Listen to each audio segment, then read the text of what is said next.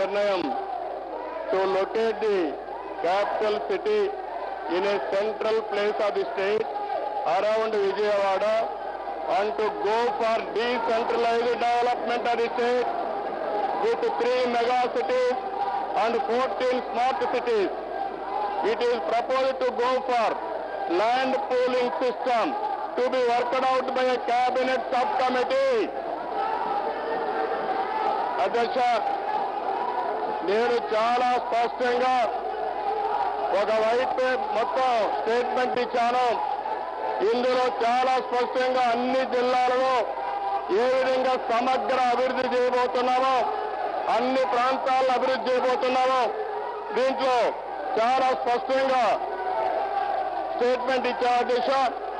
జిల్లాల వారీగా ఏం చేయబోతున్నామని కూడా చాలా స్పష్టత ఇచ్చాను. తెలుగుదేశం ప్రభుత్వం ఉద్దేశం సమగ్ర అభివృద్ధి జరగాలి, అన్ని జిల్లాలలో అభివృద్ధి జరగాలి, అందరికీ న్యాయం జరగాలి. ఈరోజు మనం ఒక సంక్షోభంలో ఉన్నాం అధ్యక్ష.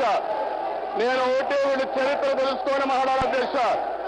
ఈరోజు మనం సంక్షోభంలో ఉంటే ఒక బాధ్యత కలిగిన ప్రతిపక్షం సహకరించడం పోయి విధ్వంసానికి పాల్పడడం తప్పు. దీన్ని నేను తీవ్రంగా ఖండిస్తున్నాను. ఎన్నికల్లో తెలుగుదేశం పార్టీకి స్పష్టమైన మెజార్టీతో గెలిపించారు. ఈ రాష్ట్ర భవిష్యత్తుని ముందుకు తీసుకోమని మమ్మల్ని కోరారు.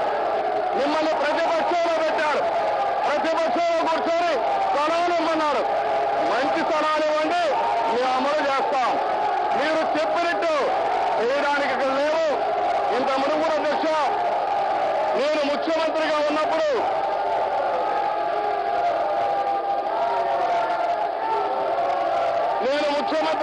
అధ్యక్ష ఇదే మాదిరిగా ఆ రోజు కూడా నేను అభివృద్ధి చేయాలంటే ప్రతిపక్షం అడ్డపడేది. ఆ రోజు అధ్యక్ష నేను ఇంజనీరింగ్ కాలేజీలు పెట్టాలనుకున్నాను. ఇదే మాదిరిగా ప్రతిపక్షం అడ్డపడ్డారు. నేను ధైర్యంగా ముందుకు పోయాను. అందుకని అధ్యక్ష ఈ రోజు ఇంజనీరింగ్ కాలేజీలు వచ్చాయి, మెడికల్ కాలేజీలు వచ్చాయి. ఆంధ్రప్రదేశ్ నాలెడ్జ్ లో ముందుకు పోయాం. ప్రపంచం అంతా కూడా తెలుగు వారు రాణిస్తున్నారంటే ఆ రోజు మేము తీసుకున్న నిర్ణయం అధ్యక్ష 1/9/2014 జరిగింది.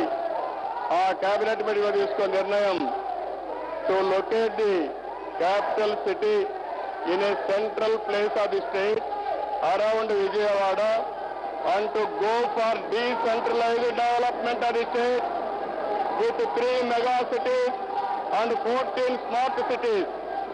It is proposed to go for land pooling system to be worked out by a cabinet subcommittee. అధ్యక్ష, నేను చాలా స్పష్టంగా ఒక వైట్ పేపర్ మొత్తం స్టేట్మెంట్ ఇచ్చాను. ఇందులో చాలా స్పష్టంగా అన్ని జిల్లాలలో ఏ విధంగా సమగ్ర అభివృద్ధి చేయబోతున్నామో, అన్ని ప్రాంతాలను అభివృద్ధి చేయబోతున్నామో దీంట్లో చాలా స్పష్టంగా స్టేట్మెంట్ ఇచ్చా అధ్యక్ష. జిల్లాల వారీగా ఏం చేయబోతున్నామని కూడా చాలా స్పష్టత ఇచ్చాను. తెలుగుదేశం ప్రభుత్వం ఉద్దేశం సమగ్ర అభివృద్ధి జరగాలి, అన్ని జిల్లాలలో అభివృద్ధి జరగాలి, అందరికీ న్యాయం జరగాలి. ఈరోజు మనం ఒక సంక్షోభంలో ఉన్న అధ్యక్ష. నేను ఒకటే వీళ్ళు చరిత్ర తెలుసుకొని మాట్లాడాలి అధ్యక్ష. ఈరోజు మనం సంక్షోభంలో ఉంటే ఒక బాధ్యత కలిగిన ప్రతిపక్షం సహకరించడం పోయి విధ్వంసానికి పాల్పడడం తప్పు. దీన్ని నేను తీవ్రంగా ఖండిస్తున్నాను. ఎన్నికల్లో తెలుగుదేశం పార్టీకి స్పష్టమైన మెజార్టీతో గెలిపించారు. ఈ రాష్ట్ర భవిష్యత్తుని ముందుకు తీసుకోమని మమ్మల్ని కోరారు. మిమ్మల్ని ప్రతిపక్షంలో పెట్టారు. ప్రతిపక్షంలో కూర్చొని స్థలాలు ఇమ్మన్నారు. మంచి స్థలాలు ఇవ్వండి, మేము అమలు చేస్తాం. మీరు చెప్పినట్టు చేయడానికి ఇక్కడ లేవు. ఇంత మునుగురు అధ్యక్ష, నేను ముఖ్యమంత్రిగా ఉన్నప్పుడు